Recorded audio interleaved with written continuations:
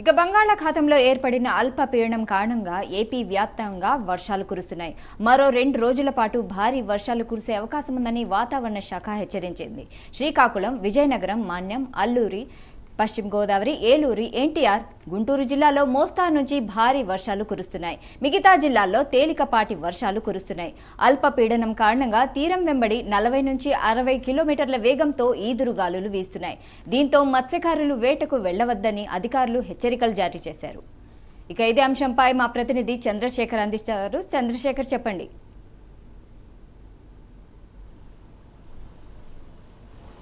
Right Saida, చూసుకుంటే ఏదైతే బంగాళాఖాతంలో ఏర్పడినటువంటి అల్పపీడన ప్రభావంతో కోస్తాంధ్ర, రాయలసీమలో మోస్తారు నుంచి భారీ అతి భారీ వర్షాలు అయితే గత 2 రోజులుగా అయితే కురుస్తున్న పరిస్థితి ఉంది. ఈ నేపథ్యంలో ఏదైతే పశ్చిమ బంగాళాఖాతంలో ఏర్పడినటువంటి అల్పపీడనం ఏదైతే ఉంది, అల్పపీడనం కాస్త ఈరోజు బలపడి ఉన్నట్టుగా కూడా వాతావరణ శాఖ అధికారులు అయితే అంచనాకు వచ్చారు. దీని ప్రభావంతో కోస్తాంధ్రలోని పలు ప్రాంతాల్లో భారీ వర్షాలు అయితే కురిసే అవకాశం ఉన్నట్లుగా చెప్తున్నటువంటి పరిస్థితి అయితే కనిపిస్తుంది. ప్రధానంగా చూసుకుంటే ఇటు తూర్పుగోదావరితో పాటు ఇటు విశాఖపట్నం, శ్రీకాకుళం, విజయనగరం, అల్లూరు జిల్లా, అలాగే మన్యం, పార్వతీపురం జిల్లాలో కూడా భారీ వర్షాలు అయితే కురుస్తున్నటువంటి పరిస్థితి ఉంది. నిన్నటి నుంచి కురుస్తున్నటువంటి భారీ వర్షాల కారణంగా లోతట్టు ప్రాంతాలన్నీ జలమయం అవడంతో పాటు అక్కడ ఉన్నటువంటి వాగులు, వంకలన్నీ కూడా పొంగి ప్రవహిస్తున్నటువంటి పరిస్థితులు అయితే కనిపిస్తున్నాయి. ముఖ్యంగా చూసుకుంటే కుండపోత వర్షాల కారణంగా కొన్ని ప్రాంతాల్లో కొండ చర్యలు కూడా విరిగిపడినటువంటి పరిస్థితి ఉంది. ఇటు కేకే లైన్లో కూడా రైళ్ల రాకపోకలు నిలిపివేసినటువంటి పరిస్థితి ఉంది. కొన్ని రైళ్లని దారి మళ్లింపు చర్యలు అయితే ఇప్పటికే రైల్వే శాఖ అధికారులు అయితే చేపట్టినటువంటి పరిస్థితి ఉంది.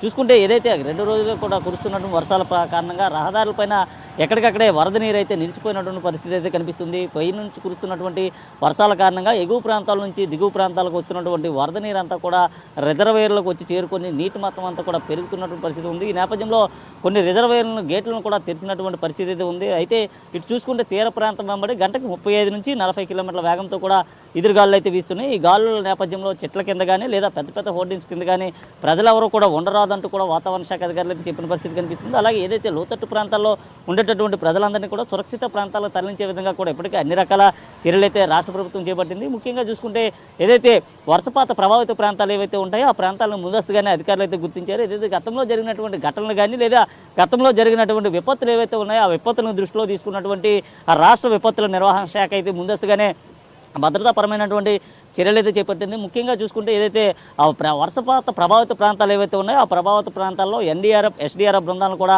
మోహరించినటువంటి పరిస్థితి కనిపిస్తుంది. ముఖ్యంగా చూసుకుంటే భారీ వర్షాలు కురిసేటటువంటి ప్రాంతాలని అయితే పూర్తిగా కూడా గుర్తించడం జరిగింది. ఆయా జిల్లా కలెక్టర్లు కూడా ఆ రాష్ట్ర ముఖ్యమంత్రి, అలాగే రాష్ట్ర హోంమంత్రి, రాష్ట్ర ఉప ముఖ్యమంత్రి కూడా మాట్లాడుతున్న పరిస్థితి ఉంది. ముఖ్యంగా ఏదైతే కొండవాళ్ళ ప్రాంతాల్లో నివసించేటటువంటి ప్రజలు అక్కడ సురక్షిత ప్రాంతాలకు తరలి వెళ్లాలంటూ కూడా చెప్పిన పరిస్థితి కనిపిస్తుంది. భారీ వర్షాల కారణంగా కూడా కొండ చర్యలు విరిగిపడడం లేదా రిటర్నింగ్ వాల్స్ అంతా కూడా జారిపడేటటువంటి అవకాశాలు అయితే కనిపిస్తుంది.